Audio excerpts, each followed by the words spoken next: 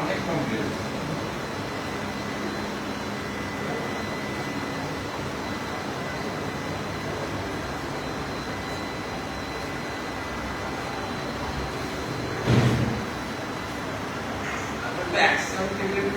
করতে হবে রেকর্ড করে যাচ্ছে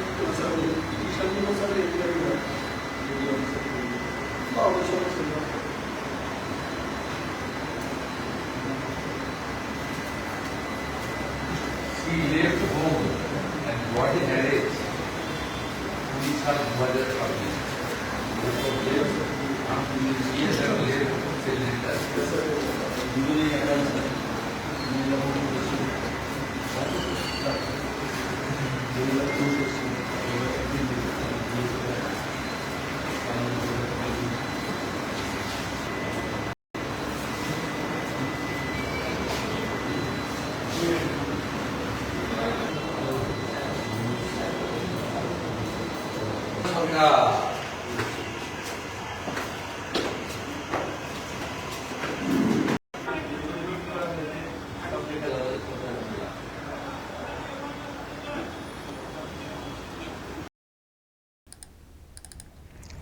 দর্শক, আজকে হঠাৎ করেই থানা ভিজিটে চলে যান রাজ্যের মুখ্যমন্ত্রী, পুলিশ মন্ত্রীও শুভেন্দু অধিকারী। আমি দুটো থানার ছবি দেখাচ্ছি। এটা হচ্ছে ইকবালপুর কলকাতা পুলিশের, আর প্রথমে যেটা দেখালাম সেটা হচ্ছে ওয়ার্ডগঞ্জ। গিয়ে সব দেখেন ওখানে মহিলাদের জন্য যে হেল্প ডেস্ক আছে সেখানকার কি অবস্থা, কী সব রেজিস্টার করা হচ্ছে, অ্যাকশন টেকেন কী সব হচ্ছে, এইসব খাতাপত্র খতিয়ে দেখেন। ডিউটি অফিসার যারা আছেন তাদের সঙ্গেও কথা বলেন, সেখানে এই যে ডিউটি অফিসারের সামনে এসে কথা বলেন, খাতাপত্র দেখার চেষ্টা করেন। মানে সারপ্রাইজ ভিজিট করেছেন, কিন্তু করার মাধ্যমে যেমন পরিবেশ পরিকাঠামো দেখা, তেমনি খাতাপত্র একটু ঘেঁটে ঘুঁটে দেখার চেষ্টা করেছেন যে ঠিকঠাক হচ্ছে কিনা। আসলে কতটা কি দেখছেন, দেখতে পারছেন, তার থেকেও আমি যে দেখতে চাই এই বার্তাটা যেন কত একটা দিয়ে রাখার চেষ্টা করলেন পুলিশ মন্ত্রী, সব ঠিকঠাক হচ্ছে কিনা আমি যে কোনো সময় এসে দেখতে পারি। ফলে সারপ্রাইজ ভিজিট যেমন করেছেন, শুধু ভিজিট গিয়ে ঘুরে চা খেয়ে চলে আসা না, একেবারে খাতাপত্র ঘেঁটে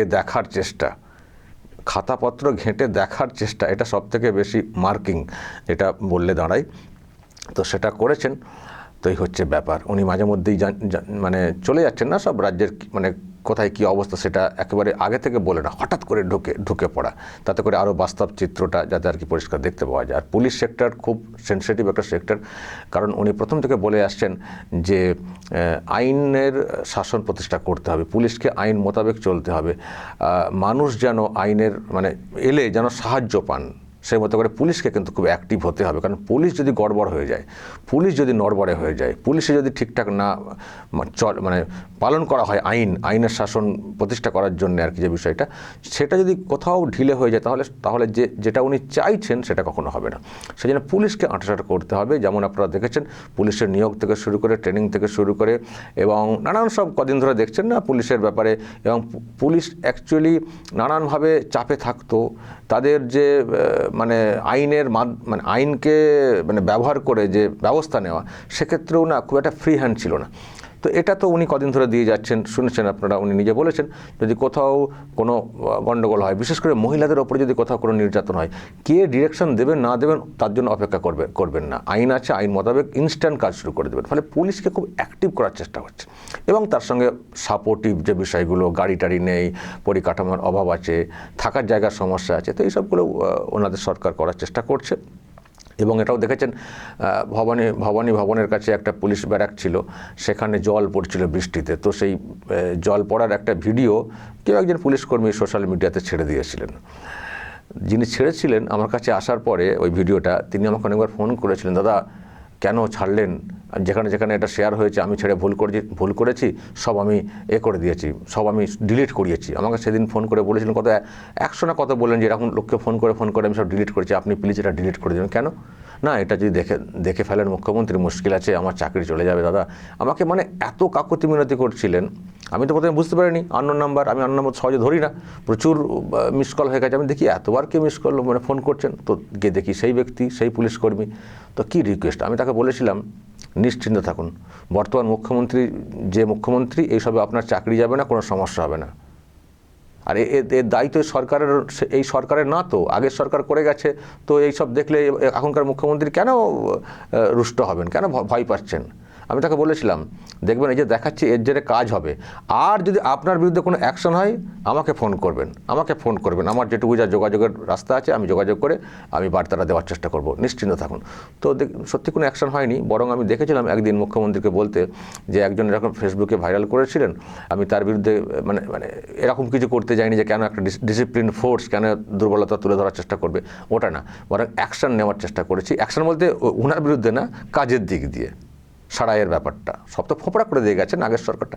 ফলে যাই হোক, এখনকার মুখ্যমন্ত্রী অন্য টাইপের, খুব মেশেন আর প্রকৃত সমস্যাগুলো জানার চেষ্টা করেন এবং সেগুলোকে সমাধান করার চেষ্টা করেন। তো ফলে সেই হিসেবে গেছেন, খতিয়ে দেখেছেন, যেমন পুলিশ কর্মীদেরকে একটা বার্তা দিয়ে রাখলেন যে সব ঠিকঠাক কাজ করবেন, কিন্তু যে কোনো সময় আসতে পারি, আর সব রেকর্ড মেনটেন করবেন কিন্তু, মানে একটা বার্তা। তেমনি আবার খুব ভালো করে মিশে একটা মানে অক্সিজেন দেওয়া, সেটাও একটা ব্যাপার। আমি দর্শক এই ভিজিটের পরে আমি একটি থানার ওসিকে ফোন করেছিলাম।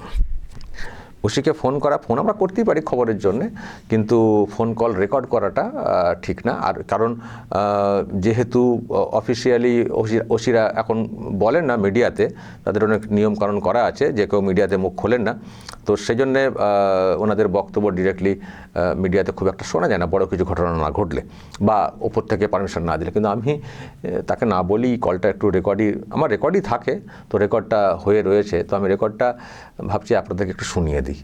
খুব ক্যাজুয়াল ফোন রেকর্ড করছি বলে ওনাকে বলে করিনি, অন্যায় করেছি স্যার, ক্ষমা করবেন। আর চিন্তা করবেন না, আপনি হয়তো ভয় পেতে পারেন যে আমার কল রেকর্ড এরকম চলে গেল, আমাদের তো কথা বলার নিয়ম না মিডিয়াতে, তো সুতরাং কী হলো, আমার আবার চাকরির সমস্যা হবে কিনা। আপনি নিশ্চিন্ত থাকুন, আমি ওয়াটগঞ্জ থানার ওসি সিদ্ধার্থ চ্যাটার্জিকে আমি ফোন করেছিলাম। স্যার চিন্তা করবেন না, আমি আপনার অনুমতি না নিয়েই রেকর্ড করেছি, আর অনুমতি না নিয়েই আমি এখানে ডিসপ্লে করছি, কারণ আমার নিজের সত্যিই স্পন্টেনিয়াসলি জানার ইচ্ছা ছিল। কল রেকর্ড ফোন করছি বললে আপনি একরকম বলতেন, ফোন করছি বলুন বললে আপনি একরকমভাবে সাজিয়ে গুছিয়ে বলার চেষ্টা করতেন, যেটা হয় আর কি মিডিয়াতে, একটু সিরিয়াসলি কথা বলতে হয়। আর আমি খুব ন্যাচারাল ওয়েতে জানার চেষ্টা করেছিলাম যে মুখ্যমন্ত্রী এসছেন, কী করলেন, আপনাদের কী অভিজ্ঞতা। সুতরাং ন্যাচারালি আমার সঙ্গে আপনি যে কথাগুলো বলেছেন আমি একটু আমার দর্শকদেরকে শোনাতে চাই। চিন্তা করবেন না, নিয়মের বাইরে গিয়ে আমি করেছি, নিয়মের বাইরে গিয়েই আমি দেখাচ্ছি, কিন্তু আপনার তো কোনো দায় নেই, কারণ ওসির সঙ্গে রিপোর্টাররা কথা বলতেই পারেন, আপনি কথা বলেছেন, খুব সরল মনে কথা বলেছেন, কিন্তু রেকর্ডটা আমি করেছি, চালাচ্ছি আমি, আপনার কোনো দায় নেই, ফলে আপনার কোনো ভয় নেই। আর আপনি যে কথাগুলো বলেছেন খুব বাস্তব কথা বলেছেন, আপনি ভয় পাওয়ার মতো কিছু বলেনওনি। সুতরাং আমি একটু চালাচ্ছি দর্শকদের উদ্দেশ্যে যে কী অভিজ্ঞতাটা হলো মানে ওখানে ওয়াটগঞ্জ থানার যে বিষয়টা। দর্শক একটু শুনুন, কল রেকর্ড একটু শোনাই, খুব ছোট্ট একটা কল রেকর্ড। হ্যালো। হ্যাঁ নমস্কার, আমি আরামবাগ টিভি থেকে বলছিলাম। হ্যাঁ হ্যাঁ স্যার নমস্কার। আজকে তো মুখ্যমন্ত্রী এসেছিলেন নাকি ভিজিটে? হ্যাঁ হ্যাঁ হ্যাঁ হ্যাঁ দেখলাম তো ছবি, কি সব কথা হলো, কি বলে গেলেন? ওই উইমেন হেল্প ডেস্কটা দেখলেন, হ্যাঁ আর তারপরে উপরে গিয়ে লক আপ মালখানা, হ্যাঁ তারপর আবার নামলেন, নেমে আমার ঘরে একবার ঢুকলেন, মানে ওসির ঘরে হ্যাঁ। ঢুকে ইন্সপেকশন রেজিস্টারে লিখে চলে গেলেন। যাক, মানে সব কি কি দরকার সব জানলেন নাকি, আর সব থানাতে কি কি দরকার? না সেভাবে না স্পেসিফিক্যালি, তবে ইয়েটা ওই নিজে থেকেই বলছিলেন যে ওই তোমার ইয়েটা কি বলে, ওই উইমেন হেল্প ডেস্কটাও দেখলেন, ঠিক ভালো সাইবারেরটা মানে জিজ্ঞেসই করলেন ইনফ্যাক্ট ওনার কিছু হয়তো, তারপরে তো শুনছি উনি লালবাজার গেলেন। আর আমি তো দেখলাম একটাই বললেন এই উইমেন হেল্প ডেস্কে যে অ্যাকশন টেকেন কেন হয়নি, নাকি বলছিলেন না? না না অ্যাকশন টেকেন হয়নি, না অ্যাকশন টেকেন লিখেও, মানে আমরা অ্যাকশন টেকেন বলতে যেটা করছি জিডি করে রাখছি, পিটিশনটা জমা হলো, মানে আরো ফার্দার স্যার সেটা অন্য রেজিস্টার আছে, সেখানে আমরা মেনশন রাখি। তো বললো ঠিক আছে, এটাতে যদি আর একটু লিখে দেওয়া যায়। মানে বুঝতে পারলেন, প্রথম দিন যেটা উনি পেলেন, মানে আমরা পেলাম, হ্যাঁ, হ্যাঁ। তারপরে আবার কি হলো, ফাইনালি গিয়ে কি হলো, মানে এইটা যদি এই রেজিস্টারেও রাখা যায়, সাধারণত তো সেটা এখানে এটাতে আমার তাতে অ্যাটলিস্ট করার ছিল না। তো মানে ঠিক আছে, আমরা তো লিখেছি, যাই মানে হোক, অ্যাকশন টেকেন, মানে ওনারা এলে আসার পরে কি করলাম, কিন্তু তারপরে মানে ফার্দার কি হলো এটা ওনার জানতে চাইছিলেন আর কি। যাক, পুলিশ মন্ত্রী মুখ্যমন্ত্রী থানায় এলেন হঠাৎ করে, মানে হ্যাঁ, কেমন লাগলো? ভালো, আমি তো খুব খুশি। খুশি এই কারণে খুশি, মানে এটা তো একটা ভাগ্যের ব্যাপার, মানে আমার সারা জীবনে দারোগা পিরিয়ডও হয়নি, ওসি হওয়ার পর মানে ইন্সপেক্টর হওয়ার পর তারপরে ওসি হয়েছি থানায়, তো এটা একটা বিরল অভিজ্ঞতা। আগে এই যেমন হচ্ছে- বলা হতো না যে পুলিশের উপর একটা চাপ তৈরি করা হতো, সবকিছু হ্যাঁ, জোর করে করিয়ে নেওয়া, নতুন হ্যাঁ, মুখ্যমন্ত্রীকে দেখে কি মনে হচ্ছে, পুলিশ না মন্ত্রীকে দেখে? না না, কর্ডিয়াল কর্ডিয়াল, খুবই সুন্দর কথা বলেছেন, ভালো লাগলো, মানে আইন আইন এনকারেজিং আইন খুব, মোতাবেক চলার মতো কথা, তাই তো? একদম একদম এনকারেজিং। ওকে, ওকে, ওকে। ঠিক আছে। ভালো থাকবেন, ভালো হুম, থাকবেন। ভালো আছেন তো আপনি? এই চলছে, চলছে, আচ্ছা, চলছে, ঠিক ভালো আছে, থাকবেন। এদিকে এলে আসবেন, থানায় ঘুরে একদম, যাবেন, এক কাপ চা একদম, খাওয়াবো আপনার। একদম, থ্যাংক ইউ। ঠিক আছে। আগে তো আমাকে থানায় থানায় ঘুরতে হতো। হ্যাঁ, তো হ্যাঁ, যাই হোক, হ্যাঁ, তখন এফআইআর হতো এখন আর তো হতো। আপনি, হ্যাঁ, এখন আপনি অনেক হায়ারার্কিতে উপরে উঠে গেছেন, না, ঠিক আছে, সুতরাং ঠিক আছে। বাকিদের গ্রাউন্ড হ্যাঁ, ওয়ার্কারদের নিয়ে কাজ করছেন, না, না, স্বাভাবিক। ঠিক আছে, ভালো ঠিক থাকবেন, আছে, ভালো হ্যাঁ, থাকবেন, হ্যাঁ, থ্যাংক ভালো ইউ। থাকবেন। আবারও বলছি, ক্ষমা প্রার্থী ওসি সিদ্ধার্থ চ্যাটার্জি, আপনার অনুমতি না নিয়েই রেকর্ডটা হয়েছে এবং চালিয়ে দিলাম, কিছু মনে করবেন না। আসলে আপনি খুব ভালো কথা বলেছেন এবং আমরাও চাই মুখ্যমন্ত্রী যেভাবে কোঅপারেট করছেন, মানে একসঙ্গে চলার চেষ্টা করছেন, এটা সত্যি খুব প্রয়োজন রয়েছে। পুলিশকে যেভাবে ভেঙে দেওয়া হয়েছিল, পুলিশকে নিয়মের বাইরে গিয়ে যেভাবে কাজ করতে বাধ্য করা হচ্ছিল, সেই জায়গা থেকে নতুন করে একটা সিস্টেম আনার চেষ্টা করছেন পুলিশ মন্ত্রী। সবাই আপনারা ভালো করে কাজ করুন, করছেনও। আমরা পুলিশ সম্পর্কে যে ধারণা নিয়ে ফেলেছিলাম, সেই ধারণা থেকে আমরাও বের হয়ে আসতে চাইছি। আর রাজ্যের মানুষ পুলিশের কাছে প্রপার সাহায্য পান, পুলিশ প্রপার সব কিছুকে ট্রিট করুক, এটা আমরাও চাই। এটা দেখতে পেলে ভালো লাগবে। 3 মাসের সরকার সবে হয়েছে, তার মধ্যেই আমরা অনেকটাই পরিবর্তন দেখছি। আমরা চাই এই সরকার যত এগোবে আরও পরিবর্তন হবে, রাজ্যের মানুষ বিচার পাবেন, যেটা পুলিশের মানে যেটাতে পুলিশের ভূমিকা খুবই গুরুত্বপূর্ণ। দর্শক বলবেন যদি আপনাদের এই নিয়ে আরও কিছু বলার থাকে, যা বলার বলবেন এবং নজর রাখবেন আরামবাগ টিভিতে।